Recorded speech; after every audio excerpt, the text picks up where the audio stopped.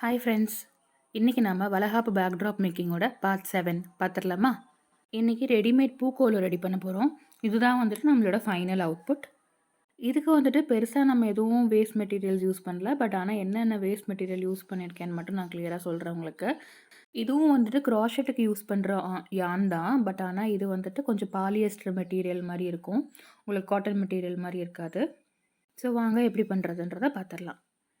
So இதுக்கு தேவையானது பார்த்தீங்க அப்படின்னா, ஒரு பண்டில் ஃபுல்லாக வந்துட்டு இந்த க்ராஷெட் பாலியஸ்டர் யான் வாங்கியிருக்கேன். நான் மீஷோவில் தான் ஆர்டர் பண்ணியிருந்தேன். இன்கேஸ் உங்களை யாருக்காவது வந்துட்டு மீஷோவோட லிங்க் வேணும் அப்படின்னா கமெண்ட் செக்ஷனில் மென்ஷன் பண்ணுங்கள். நான் உங்களுக்கு லிங்க் ஷேர் பண்ணுறேன். இல்லாமல் நம்ம என்ன எடுத்திருக்கோம் அப்படின்னு பார்த்தீங்க அப்படின்னா, ஒரு சாக்கு தான் நான் எடுத்திருக்கேன். பிளாஸ்டிக் சாக்கு. அதில் வந்துட்டு அவுட்லைன் ட்ரா பண்ணியிருக்கேன் நான் பென்சில் யூஸ் பண்ணிவிட்டு. உங்களுக்கு பார்த்தீங்கனாலே தெரியும், இதில் பிளாஸ்டிக் சாக்கு தான் நான் யூஸ் பண்ணியிருக்கேன். இன்கேஸ் வந்துட்டு யாராவது ப்ரொஃபஷ்னலாக சேல் பண்ணுறீங்க அப்படின்னா கண்டிப்பாக பிளாஸ்டிக் சாக்கு யூஸ் பண்ண முடியாது. ஏன் அப்படின்னா நம்ம பேஸ்ட் பண்ணுறதுக்கு இப்போ க்ளூ கன் தான் யூஸ் பண்ண போகிறோம். ஸோ க்ளூ கன்னில் வந்துட்டு கன்னில் அந்த க்ளூ ஹீட் ஆகி தான் வெளியில் வரும். ஸோ ஆட்டோமேட்டிக்காக வந்துட்டு சாக்கு வந்துட்டு கொஞ்சம் உருகும். பிளாஸ்டிக்குன்றதுனால அந்த ஹீட்டுக்கான எஃபெக்ட் வந்துட்டு உங்களுக்கு தெரியும். ஸோ உங்களுக்கு என்ன தான் சாக்கு நீங்கள் ஸ்ட்ரெயிட்டாக வந்துட்டு நீட்டாக எடுத்திருந்தீங்க அப்படின்னாலும் உங்களுக்கு அது உருகும். எந்த பேஸாக இருந்தாலும் பிளாஸ்டிக் பேஸாக இருந்தால் உருக தான் செய்யும். ஸோ ஒன்று நீங்கள் கிளாத் பேஸ் எடுக்கணும். அப்படி இல்லைனா கேன்வா மெட்டீரியல்ஸ் இருக்குது. அந்த மாதிரி பேஸ் எடுத்துக்கிட்டிங்க அப்படின்னா உங்களுக்கு பெருசாக உருகாது க்ளூகன் யூஸ் பண்ணும்போது.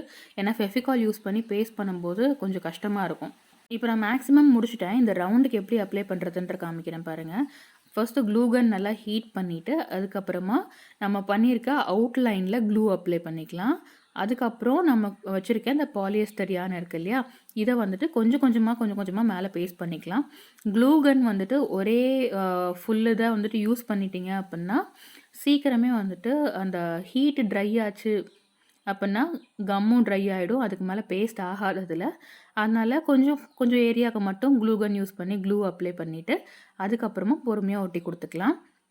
ஒட்டுறப்போவுமே கொஞ்சம் ஸ்லோவாக கேர்ஃபுல்லாகவே பண்ணுங்கள். ஏன்னா கம்மு இன்னுமே ஹீட்டாக தான் இருக்கும்.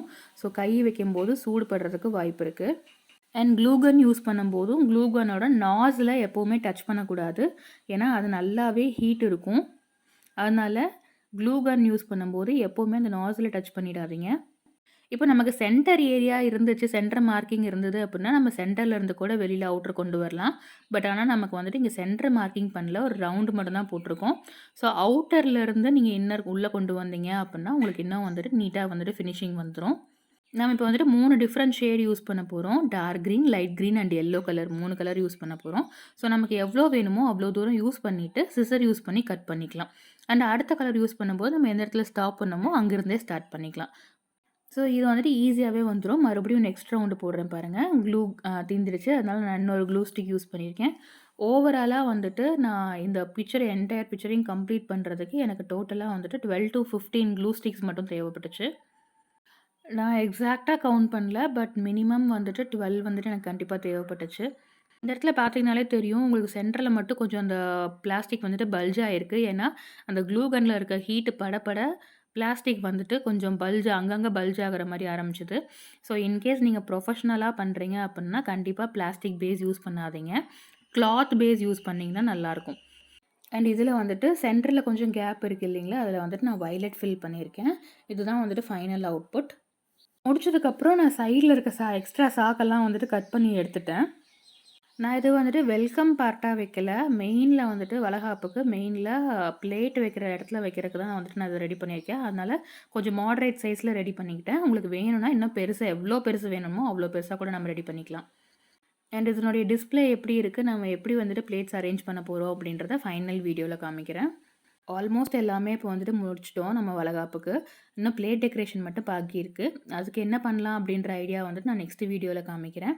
ஓகே ஃப்ரெண்ட்ஸ், கமெண்ட்டில் எப்படி இருக்குன்னு மறக்காமல் ஷேர்